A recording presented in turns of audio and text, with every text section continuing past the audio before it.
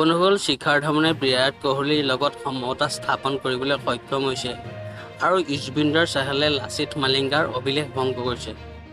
বন্ধুসকল ভিডিঅ'টো আগবঢ়াৰ আগতে আপোনালোকক এটি ৰিকুৱেষ্ট কৰিব বিচাৰোঁ, চেনেলটোত যদি প্ৰথমবাৰ আহিছে তেন্তে হ'লে ভিডিঅ'টোত লাইক কৰি দিব আৰু এনে ধৰণৰ ভিডিঅ' চাই থাকিবলৈ চেনেলটো ছাবস্ক্ৰাইব কৰিব। বন্ধুসকল IPL 2023 অষ্টমখন খেলত বুধবাৰে নিশা ৰাজস্থান ৰয়েলছৰ বিৰুদ্ধে পঞ্জাৱ কিংছে এক ৰোমাঞ্চকৰ জয় পঞ্জীয়ন কৰে। অধিনায়ক শিখৰ ধাৱনে 86 ৰানৰ অপৰাজিত ইনিংছৰ বাবে পঞ্জাৱে প্ৰথমে বেটিং কৰাৰ সময়ত 197 ৰান সংগ্ৰহ কৰিছিল। এই স্ক'ৰৰ সন্মুখত ৰাজস্থানৰ দলটোৱে মাত্ৰ 192 ৰানহে কৰিবলৈ সক্ষম হয়।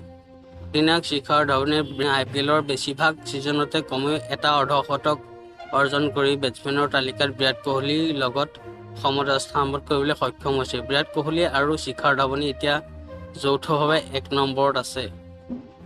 দুগৰাকী খেলুৱৈ এই কৃতিত্ব 15 বাৰ কৰিছে। একে সময়তে দ্বিতীয় স্থানত আছে মুম্বাই ইণ্ডিয়ানছৰ অধিনায়ক ৰোহিত শৰ্মা আৰু দিল্লী কেপিটেলছৰ অধিনায়ক ডেভিন ৱাৰ্নাৰ। সুৰেশ ৰাইনাই 13 বাৰ আৰু MS ধোনী এই কৃতিত্ব 13 বাৰ অৰ্জন কৰিছে। অধিনায়ক যুজবেন্দ্ৰ চাহালেও এক ডাঙৰ কৃতিত্ব অৰ্জন কৰিছে। পঞ্জাৱ কিংছৰ বিৰুদ্ধে ব্যয়বহুল বুলি প্ৰমাণ কৰিলেও যদিও এটা উইকেট লোৱাৰ পিছত তেওঁ প্ৰবীণ বলাৰ লাচিত মালিংগাৰ ডাঙৰ অভিলেখ ভংগ কৰে।